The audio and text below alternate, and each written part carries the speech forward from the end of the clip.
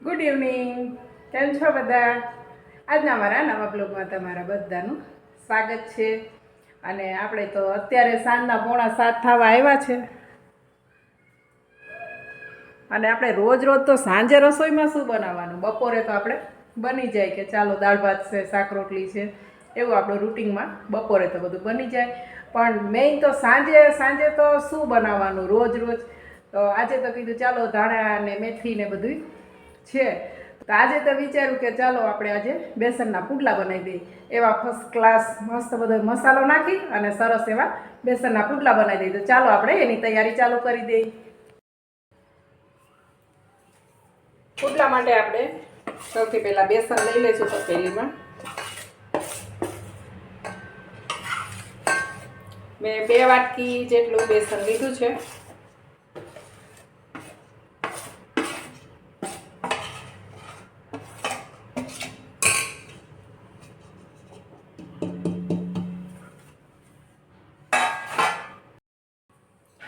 આપણે એમાં થોડોક રવો નાખીશું.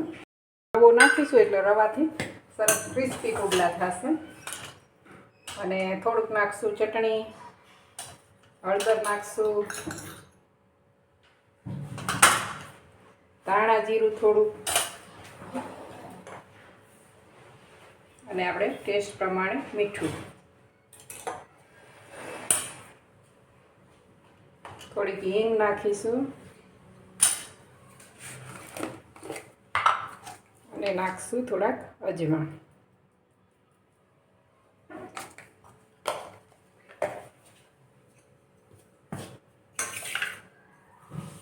આમાં મેં આદુ મરચાં અને લસણને આવી રીતે ખાંડી લીધું છે, એને નાખી દઈશું. પછી આ કોથમીર છે અને મેથીની ભાજી છે.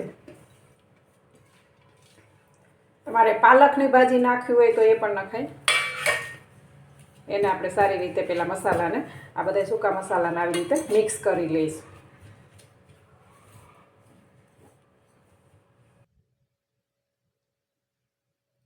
પુડલાની બધી તૈયારી કરતી હતી ત્યાં વચ્ચે ચાંદની ભાજી કહે કે મમ્મી મને મકાઈ તમે બોઇલ કરી છે ને, તો મને આજ તો મકાઈની ભેળ બનાવી દો. તો અમે પુડલાની સાઈડમાં રાખ્યું અને એની ભેળની તૈયારી કરી. તો એના માટે મેં બધી મકાઈના દાણા કાઢી લીધા. મકાઈની ભેળ પણ બહુ મસ્ત લાગે છે. આપણે બધું એમાં નાખીએ એ હું તમને બતાવું આગળ. થોડીક આપણે ચટણી નાખીશું,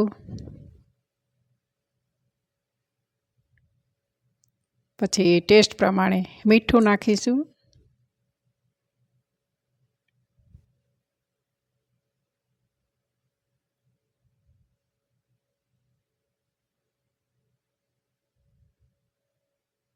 ડુંગળી અને ટમેટાને મેં કટરમાં એ કરી લીધા છે, કેમ કે મારે પુડલામાં પણ નાખવાના છે ડુંગળી અને ટમેટાં. તો એને મેં કટરમાં એ બારીક એકદમ કરી લીધા છે. અને ભેળમાં મેં થોડીક ધાણા ભાજી ધોઈ અને એને સમારી લીધી. પછી એમાં આપણે લીંબુ નાખીશું અને ડુંગળી ને ટમેટાને જે ઝીણા આપણે કટરમાં જે સમારીને રાખ્યા છે એને થોડાક હું આમાં એડ કરીશ અને થોડાક નાખીશ પુડલામાં. ચીલા પણ કહે ઘણા, બેસનના ચીલા. ઘણા પુડલા પણ કહે, ઘણા ચીલા પણ કહે છે.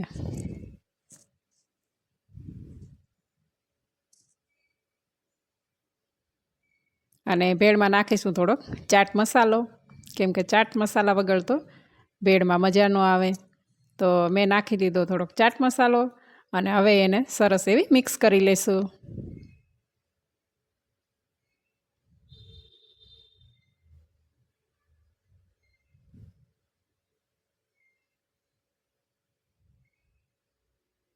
મમરાની ભેળ તો આપણે બનાવતા જ હોઈએ, પણ એકવાર આવી રીતે ટ્રાય કરજો. આપણે ચીઝ કોર્ન ભેળ બહુ સરસ બને છે. જો બધું સરસ મિક્સ થઈ ગયું છે ને કેટલી સરસ લાગે છે. હવે એમાં થોડીક આપણે ઝીણી સેવ નાખી દઈશું અને ઉપરથી નાખશું ચીઝ, કેમ કે બાળકોને તો આપણે ચીઝ નાખીને આપીએ એટલે તો બહુ ભાવે.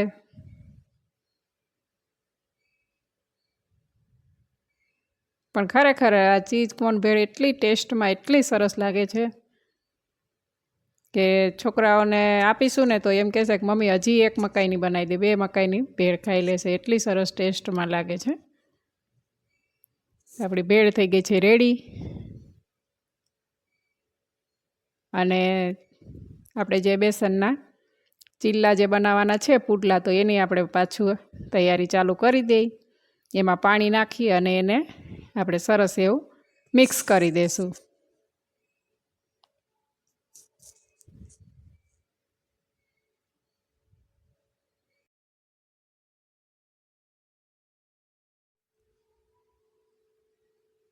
એમાં આપણે થોડું થોડું પાણી એડ કરતા જઈશું અને એને હલાવતા જઈશું. એકદમ એકસાથે બધું પાણી નહીં નાખી દેવાનું, પહેલાં થોડું થોડું પાણી એડ કરીએ ને તો એમાં ગઠ્ઠા ન પડે. આવી રીતે સરસ એને હલાવી લેશું. બેટર થઈ ગયું છે રેડી. અને આપણે એને હવે 10-15 મિનિટ માટે રેસ્ટ આપીશું, કેમ કે આપણે એમાં રવો પણ થોડોક નાખ્યો છે, એટલે આપણે એને 10-15 મિનિટ ઢાંકી અને રહેવા દઈશું.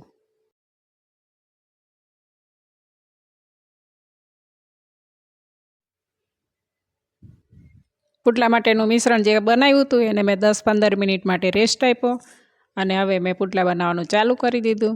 મેં નોનસ્ટિક ઉપર થોડુંક તેલ લગાવી દીધું છે અને હવે આપણે એમાંથી સરસ એવા પુડલા ઉતારી લેશું. કે ચીલા, તમે ચીલા કહેતા હોય તો ચીલા, ને પુડલા ઘણા પુડલા કહે, ઘણા ચીલા કહે, બેસનના ચીલા. અને આમાં તમારે જે શાકભાજી એડ કરવું હોય એ કરી શકાય, ઝીણું ઝીણું સમારીને નાખી શકાય. તમને જે ભાવતા હોય એ શાકભાજી બધાય નાખી શકાય, કેમ કે અત્યારે તો બધા શાકભાજી મળે. કોબીજ, ગાજર એવું પણ તમારે ઝીણું ઝીણું સમારી અથવા તો આપણે ખમણીમાં ખમણી અને પછી એવું એ પણ નાખી શકાય. કેમ કે આવી રીતે બનાવીને આપીએ ને તો બાળકો ખાઈ લેશે.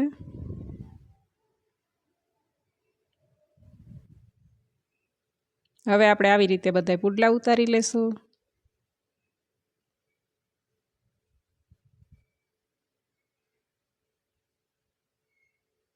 આ પુડલા તમારે દહીં સાથે, સોસ સાથે, ચટણી સાથે બહુ સરસ લાગે છે. અને આની સાથે કાંઈ જરૂર નથી પડતી, એટલા મસ્ત બને છે. કેમ કે તીખા પણ છે અને ટેસ્ટમાં પણ એટલા સરસ છે. આપણે અજમો પણ નાખ્યો છે, હિંગ પણ નાખી છે, બધો મસાલો નાખ્યો છે, એટલે ટેસ્ટમાં પણ એટલા સરસ બનશે. અને ગરમ ગરમ આપણે એક બાજુ પુડલા બનાવીશું ને એક બાજુ જમવા બેસાડી દઈએ, કે અહીંયા આપણે ગરમ ગરમ પુડલા બનતા જાય ને આ લોકો જમતા જાય. કેમ કે આ ગરમ ગરમ હોય ને તો વધારે મજા આવે ખાવાની. જેવી રીતે ઢોસા, આપણે ઢોસા બનાવીએ તો કેમ ઢોસામાં પણ આપણે ગરમ ગરમ જ બેસાડી દઈએ, એવી રીતે પુડલામાં પણ પુડલા બનાવીએ ત્યારે પણ આપણે પુડલા ઉતરતા જઈએ એમ જમતા જાય. તો અહીંયા મેં પુડલા બનાવવાનું ચાલુ કરી દીધું ને આ લોકોને જમવા આપી દીધું છે.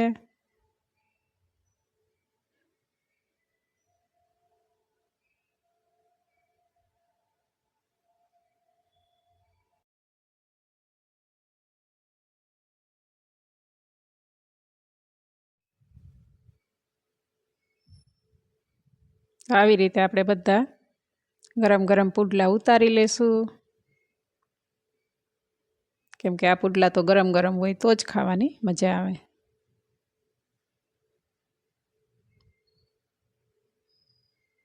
આમાં તમારે જે શાકભાજી એડ કરવા હોય એ કરી શકાય.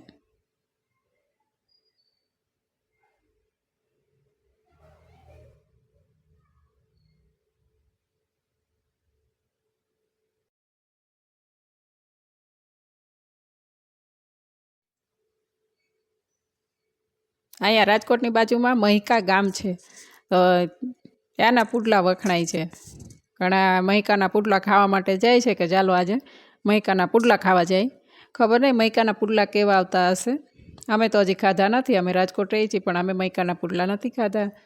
અને તમે કોઈએ ખાધા હોય તો મને કમેન્ટ કરજો કે મહિકાના પુડલા કેવા હોય છે. પણ જો તમે આવી રીતે બનાવશો ને તો પણ બેસ્ટ, એટલા સરસ પુડલા બને છે કે આપણું પેટ ભરાઈ જાય પણ મન ન ભરાય એટલા મસ્ત પુડલા બને છે. હું ખાલી ખોટા વખાણ નથી કરતી, પણ તમે એકવાર બનાવી અને મને કહેજો કે કેવા બન્યા. કેમ કે અમારા ઘરમાં તો બધાયને ભાવે છે આ પુડલા. જ્યારે આપણી પાસે બીજો કાંઈ ઓપ્શન ન હોય ને તો બેસન તો હોય જ. તો બેસનમાં આવી રીતે બધો મસાલો નાખી અને બનાવી દો ને એટલા મસ્ત લાગે છે કે તમે બેની જગ્યાએ 3 ખાઈ લેશો, એટલા સરસ બને છે.